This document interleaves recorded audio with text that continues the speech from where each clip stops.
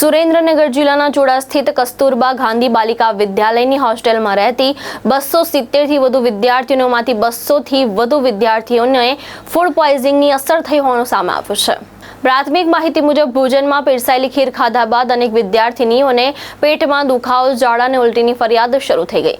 એક સાથે મોટી સંખ્યામાં વિદ્યાર્થીનીઓની તબિયત લથડતા તેમને 108 એમ્બ્યુલન્સ મારફતે ચુડા, લીંબડી, સાયલા, સુરેન્દ્રનગર મહાત્મા ગાંધી હોસ્પિટલ તેમજ Cu Shah medical college hospital ખાતે સારવાર માટે ખસેડવામાં આવી।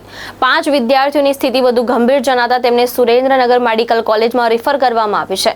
ઘટનાની જાણ થતાં સરકારના નાયબ મુખ્ય દંડક જગદીશભાઈ મકવાણા, ડેપ્યુટી મેયર સ્મિતાબેન રાવલ, ભાજપ શહેર પ્રમુખ દેવાંગભાઈ રાવલ સહિતના આગેવાન હોસ્પિટલ પહોંચ્યા અને સારવારની વ્યવસ્થાની સમીક્ષા કરી। આ ઘટનાને લઈને વાલીઓમાં ભારે રોષ જોવા મળ્યો છે। વાલીઓનો આક્ષેપ છે કે હોસ્ટેલના વોર્ડન અને સંચાલકોએ સમયસર પરિવારજનોને જાણ કરી નહોતી અને ઘટના સ્થળે પણ હાજર રહ્યા ન હતા। જવાબદાર સામે કડક કાર્યવાહી કરવાની માંગ ઉઠી છે। આરોગ્ય વિભાગે ફૂડ પોઈઝનિંગના ચોક્કસ કારણની તપાસ શરૂ કરી છે અને ભોજનના નમૂના તપાસ માટે મોકલવાની કાર્યવાહી હાથ ધરવામાં આવી છે। ગામ ચોકડી અમારે એક ભાઈની છોકરી હતી હોસ્ટેલમાં, હજી લગી એમને લોકોએ જાણ નથી કરી। હમણાં મેસેજ નાખ્યો કે આ રીતના દવાખાને છે, સવારનો આ બનાવ બનેલો હોય। શું થયું તો છોકરીઓને? હવે એમ કે કંઈ ખાવામાં આવી ગયું, પણ શું ખાવામાં આવ્યું એ જે ખબર નથી। તપાસ થાય પછી ખબર પડે। કેટલીક દીકરીઓને આવું થયું છે? હવે અહીંયા કણે 270 છોકરીઓ હતી, એમાં ઘણી બધી છોકરીઓને આવું છે। કઈ કઈ હોસ્પિટલમાં લઈ ગયા? અમે ચુડાચીન તો અહીંયા સુરેન્દ્રનગર લાવ્યા, અમે આ સુરેન્દ્રનગર આવ્યા છીએ અત્યારે। સુરેન્દ્રનગર કેટલીક દીકરીઓને લેવાની એ તો ખબર નથી, પણ ઘણી દીકરીઓને લાવ્યા એમ કે। શું બધા વાલીઓની શું માંગ છે આમાં? શું થવું છે? અમે તપાસ થવી પડે આમાં, કે જેને આ લોકોએ આ વસ્તુ કરી એને કાયદેસરની સજા થવી પડે। લગભગ 24 જેટલા બાળકો અત્યાર સુધીમાં કે એસએનસીયુમાં આપણે ત્યાં ગાંધી હોસ્પિટલમાં આવેલા છે અને બીજા 4 કે 5 મેડિકલ વોર્ડના અંદર આપણે દાખલ કરેલા છે। લગભગ બધાની હાલત સ્થિર છે અને કદાચ એમને કાલે સવારે જમવાના અંદર પ્રોબ્લેમ થવાથી પ્રોબ્લેમ થયેલો અને સવારથી એમને તાવ ને એવું છે, તો જે બી ફૂડ પોઈઝનિંગના પ્રોટોકોલ પ્રમાણે જે ટ્રીટમેન્ટ આપવાની થતી હોય એ બધી આપેલી છે અને 2 paediatrician plus medical officers, intern, staff nurse બધા અવેલેબલ છે, એટલે બધાની ટ્રીટમેન્ટ સારવાર સારી રીતે થઈ ગઈ। હાલ તબિયત કેવી છે? બધાની હાલ સારી છે તબિયત। એકની થોડી ઇન્સ્ટેબલ હતી એને રિફર કરેલા છે, પણ એ પણ 1-2 કલાકમાં સરસ થઈ જશે।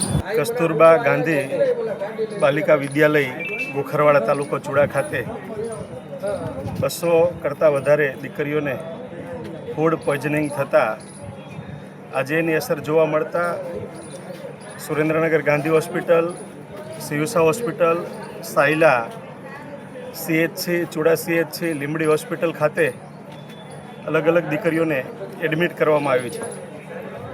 શિક્ષણનો સ્ટાફ અને પૂરો મેડિકલ સ્ટાફ સતત જહેમત ઉઠાવી અને જલ્દીથી બધી જ દીકરીઓ સાજી થઈ જાય એ પ્રકારની ફૂડ પોઈઝનિંગના પ્રોટોકોલ મુજબની ટ્રીટમેન્ટ એમને આપવામાં આવી રહી છે અને જે કંઈ ક્રિટિકલ પેશન્ટ હોય એને તાત્કાલિક સીયુ શાહ હોસ્પિટલમાં રિફર કરી અને એને ઝડપથી સારી સારવાર મળે અને ઝડપથી એ પેશન્ટ સાજું થાય એ દિશામાં શિક્ષણ વિભાગ અને સરકારનો આરોગ્ય વિભાગ તથા પાર્ટીના પદાધિકારીઓ સાથે અલગ અલગ હોસ્પિટલમાં જઈ અને જલ્દીથી સારવાર થાય દિશામાં સૂચનો પણ કર્યા છે।